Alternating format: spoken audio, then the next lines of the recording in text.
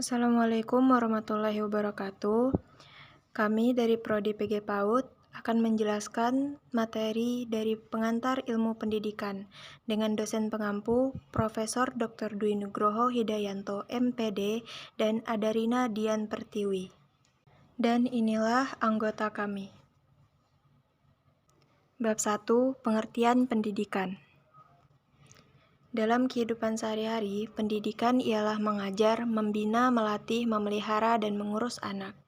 Menurut Sir Godfrey Thompson mengatakan, pendidikan diartikan sebagai pengaruh lingkungan atas individu untuk menghasilkan perubahan-perubahan yang tetap atau permanen di dalam kebiasaan tingkah lakunya, pikirannya, dan sikapnya.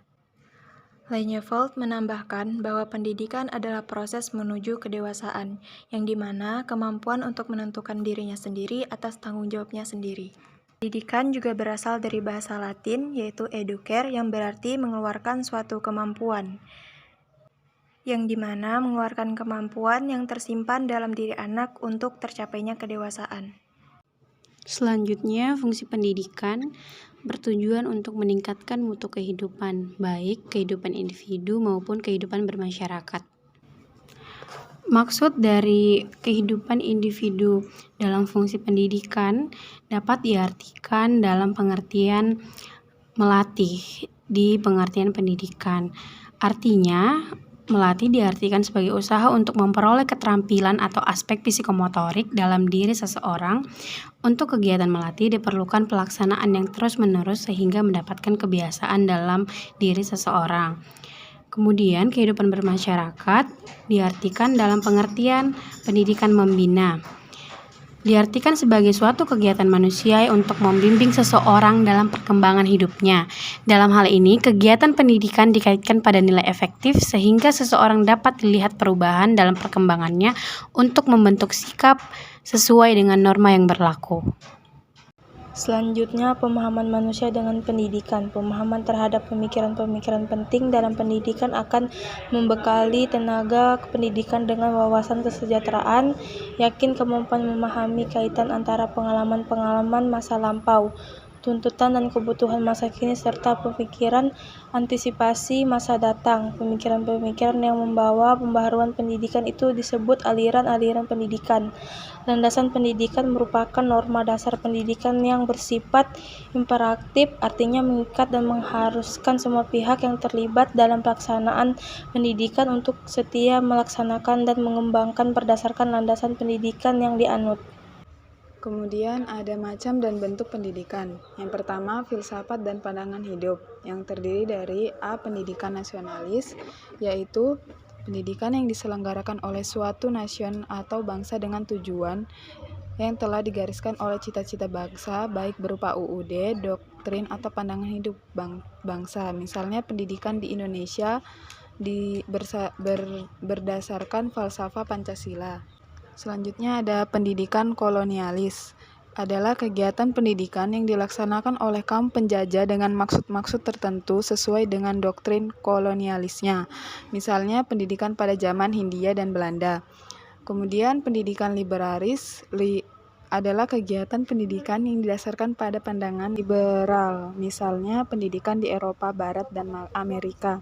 Selanjutnya pendidikan komunis adalah kegiatan pendidikan yang berdasarkan doktrin komunis, misalnya pendidikan di Uni Soviet, Korea Utara, RRC, dan Kuba.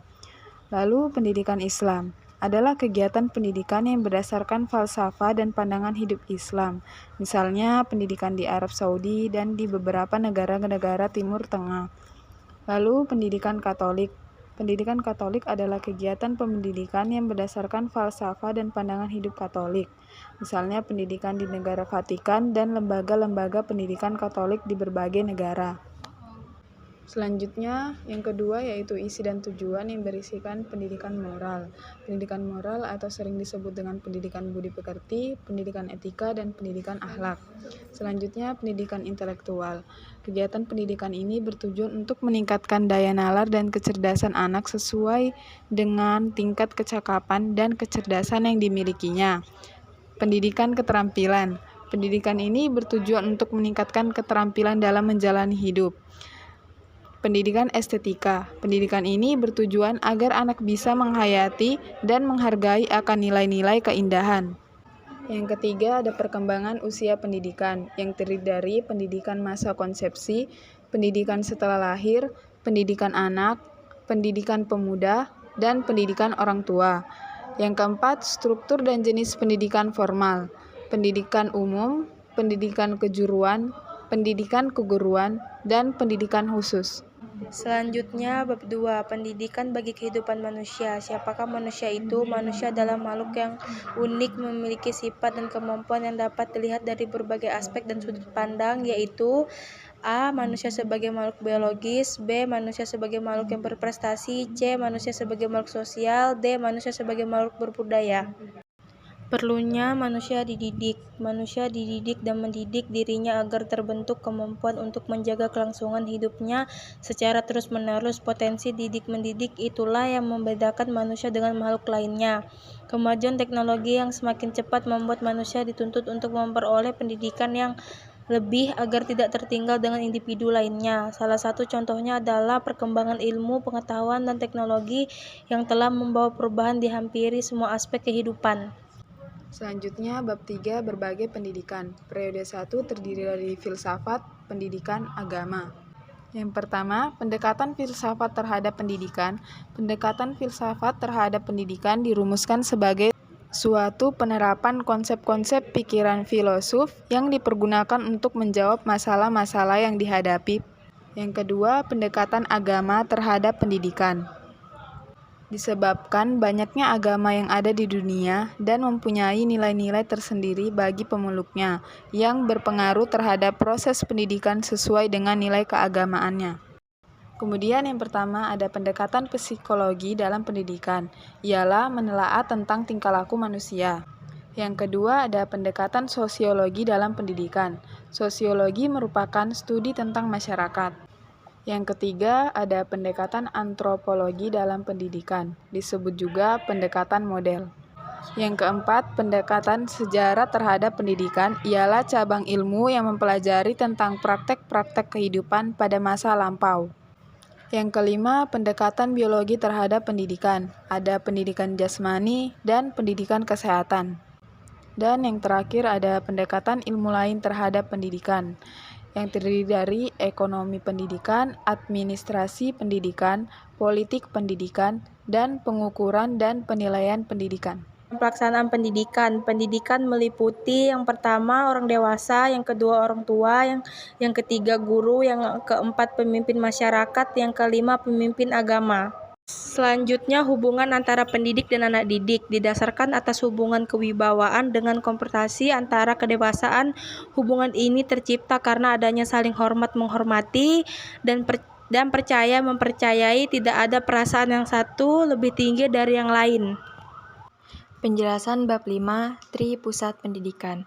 Pendidikan adalah usaha sadar dan terencana untuk mewujudkan suasana belajar dan proses pembelajaran, agar peserta didik secara aktif mengembangkan potensi diri untuk memiliki kekuatan spiritual, kecerdasan akhlak mulia, serta keterampilan yang diperlukan dalam dirinya.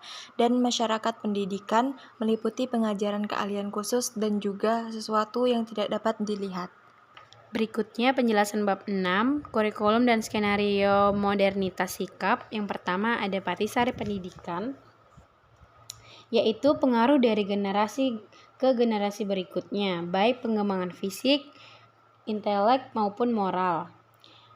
Maksudnya itu tersirat peningkatan jati diri manusia lewat proses pertemuan antara manusia dewasa, pendidik, dengan manusia yang belum dewasa, lalu ke anak didik atau anak bangsa. Dari proses pertemuan seperti itu, pendidik dapat menggali potensi anak didik, cipta, rasa, dan karsa yang merupakan unsur-unsur untuk membentuk pribadi dinamis dan integral. Potensi ini tidak boleh berjalan sendiri secara parsial, dan justru pendidikan yang mampu memadukan secara holistik dengan tetap berpijak pada penataan keseimbangan antar unsur. Kemudian yang kedua, pendidikan dan pembentukan sikap modern, sebagaimana telah disinggung sebelumnya bahwa kebutuhan untuk berprestasi pada individu tidak tumbuh dengan sendirinya, melainkan ditumbuhkan dan dimekarkan oleh dampak pengiring pendidikan yang menurut Federline disebut sebagai efek pendidikan. Sejalan dengan itu, Reiner dan Manan menunjukkan konsep pendidikan yang lebih jelas dalam membentuk sikap anak bangsa, yaitu bahwa pendidikan harus merupakan suatu aktivitas yang benar-benar dimaksudkan membantu manusia agar dapat memperoleh dan mempertahankan kekuasaan atas dirinya sendiri, masyarakat, dan lingkungannya. Sikap modern lebih jelas terlihat dalam pendidikan formal, yaitu di sekolah-sekolah. Sekolah yang merupakan prototipe masyarakat, miniatur masyarakat, di dalamnya terdapat proses sosialisasi, generalisasi, eksemplifikasi, dan modeling. Apa yang terjadi di sekolah transferable dan applicable untuk realitas yang lebih luas, yaitu di masyarakat. Hal ini disebabkan bahwa nilai, sikap, contoh, figur, dan fenomena perilaku yang lain adalah reduksi dan perilaku dan fenomena di masyarakat. Jika dikatakan bahwa sekolah merupakan lembaga memproduksi manusia modern, tentunya dapat dibandingkan bentuk, sikap, dan perilaku manusia di luar bentukan lembaga persekolahan. Dengan kata lain, kecenderungan apa saja yang dapat ditampilkan oleh individu-individu yang disebut sebagai manusia modern. Dan yang ketiga, kurikulum sebagai skenario modernitas sikap. Artinya, ibarat sebuah pertunjukan sandiwara, siswa adalah pemainnya, lingkungan sekolah adalah panggungnya, guru adalah sutradaranya, dan kurikulum adalah skenarionya. Untuk menghasilkan efek atau acting yang bagus, maka harus ada konkurensi antar komponen-komponen yang terdiri dari tujuan, isi bidang studi, strategi penyampaian, dan evaluasi. Berikutnya ada peningkatan SDM melalui pembaharuan kurikulum. Peningkatan mutu lembaga dan sumber daya manusia di era otonomi pendidikan ini dapat dilakukan melalui pendekatan makro dan mikro. Pendekatan makro dapat dikembangkan melalui penataan sistem birokrasi, adanya transparansi atau keterbukaan, pemberdayaan SDM dosen dan staf atau karyawan, dengan keunggulan kompetitif, optimalisasi jaringan, profesionalitas, administrasi, dan manajemen, penataan mutu input, proses, dan output, menjalin hubungan sinergis dengan stakeholder, pemerintah, swasta, dan pemerintah, mencari sumber-sumber termasuk sumber pembiayaan untuk memajukan lembaga. Pembahasan bab 7, kurikulum koheren. Koherensi merupakan keterkaitan unsur-unsur dalam teks. Suatu teks dikatakan koheren jika hubungan antar unsur pembentuk kalimat di dalam sebuah karya tulis ilmiah dibangun secara jelas. Menurut Sumantri dan Basuki, bahwa koherensi merupakan kepaduan wacana sehingga komunikatif dan mengandung satu ide.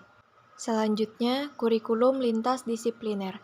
Menurut Palmer, penciptaan hubungan antar disiplin dapat meningkatkan pemahaman, retensi, dan penerapan. Yang dimana hal ini belum sepenuhnya dapat diterapkan pada sistem sekolah dalam organisasi atau kebiasaan yang mapan. Pengembangan kurikulum interdisiplin dengan cara yang tidak konsisten akan menambah sulitnya pemecahan sejumlah masalah. Secara khas, kurikulum interdisipliner dikembangkan oleh tim guru yang memiliki pemahaman yang dalam terhadap isi dan mengetahui kebutuhan siswa terhadap saling ketergantungan pengetahuan. Kurikulum interdisipliner ini merupakan permasalahan bagi guru, khususnya yang terlatih sebagai ahli bidang studi.